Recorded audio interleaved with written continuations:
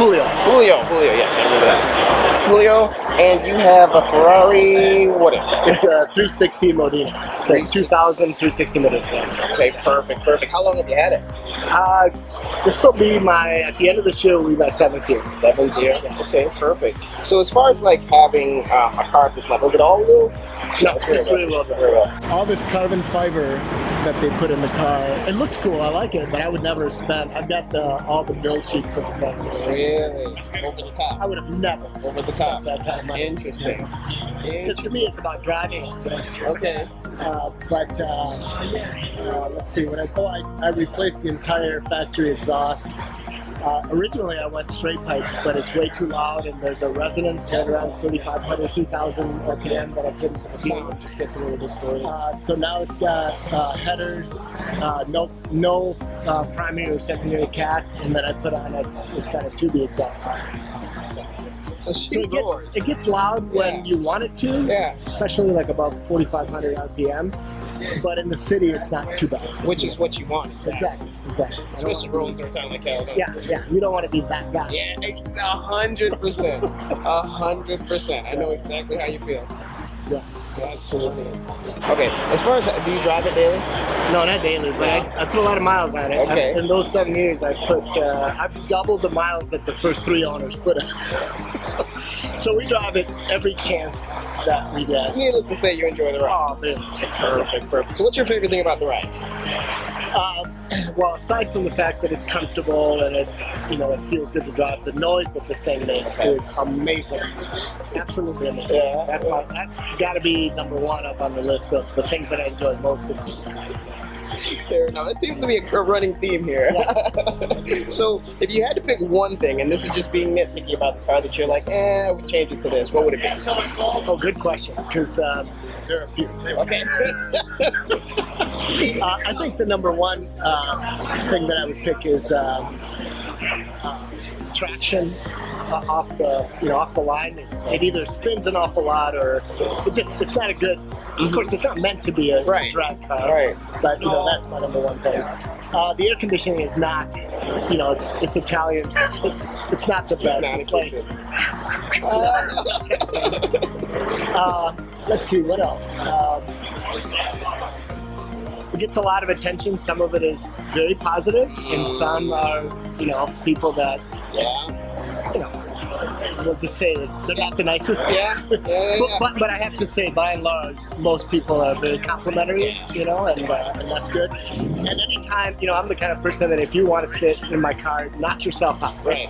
I remember being that kid, 12 years old, and meeting the guy with a Ferrari, and he let me sit in it, and that was the world to me. And so the conversation then went, what do I need to do to someday have a car like this? That's cool. And so the guy was super nice about it, and I remembered that, and so I do that as often as I can, especially with kids. But if you want to go for a ride in my car and I have the time, let's do it. So specifically speaking then, is that kind of the situation that got you into buying this particular car? No, I've always been a car person, but that moment in time, ingrained in my head is if you're gonna have a car like this, be kind and be generous and let other people enjoy it as much as you do. But I went through my teenage years with the muscle cars. I've had Trans Ams and Mustangs and Camaros. I've had a couple of IRX Z28. So all of that, never thinking that I would ever own a car like this, right? Corvettes, you name it. But then these got to the point where price-wise, it's about the same price as a new Corvette. Right, very common. And that's where I decided, all right, this is a dream come true. So that was the deciding factor. Okay. So out of curiosity, why not Lambo, McLaren, any of the other competitors of that? Oh, good. That's a really good question. I don't know that I have a really good answer for it. So I've had 911s. Matter of fact, I just sold a 2008 Turbo. Oh, nice. Just like that black one up there. Love it. I will always go back to them. It's one of those cars where you buy it, you drive it, you love it, you sell it, and almost immediately you regret it. The Porsches are just interesting. And to know what I'm talking about, you really literally have to have one so that you can see what I'm talking about. This I'll never sell. It's that there's that connection back to that dream, that dream, that experience. Yeah. So this will stay with me. Maybe one of the kids will want it someday. Okay. Not many of them are into cars, but hey, Yeah, I'm hoping. You can hope, exactly, I'm hoping. right? You can hope. You can hope. So I'd like to have another Porsche, and I really do miss the. There you go. Back to your other question of what do you wish was different? I specifically sought out a F1 paddle car, the paddle gears. And now I wish I wouldn't have passed up on the manual, because it's a little different experience, and I do miss shifting. I really literally do. Although this truly is a manual car with a robot that shifts gears for you, and it shifts gears, and I'll use the word violent manner. When you shift, you know you're shifting. It's not like this GT3 that when you shift, it's so smooth and so fast and so this thing is violent. Kicking a bunch of back of the throw, right? Pretty much. Yeah, very much. Oh my goodness. So you've said a few things as far as like the interior AC particularly. As far as like the feel and using your the Porsche as a comparison, these essentially are supposed to be the happy meld between luxury and performance. How would you describe that?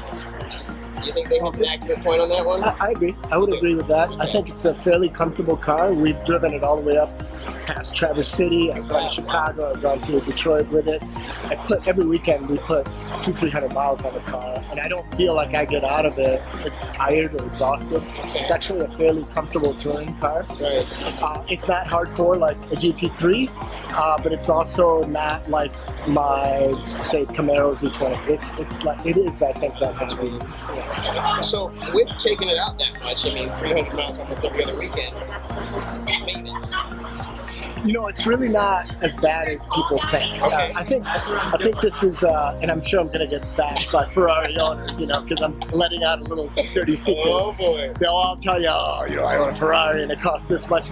No, it really doesn't. Really? It's really not much different than a Porsche or even a Vet. I've had 06, The belt service is by far, that and the clutch are the two most expensive maintenance items that you can do. And you're talking, depending on, if you go to the Ferrari dealer, you're going to pay the Ferrari tax, which is to me absurd.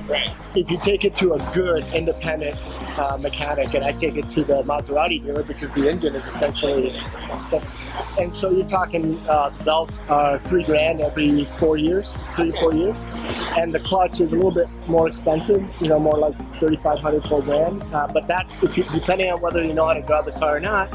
That could be every 30,000 miles, 20,000 miles, somewhere in there.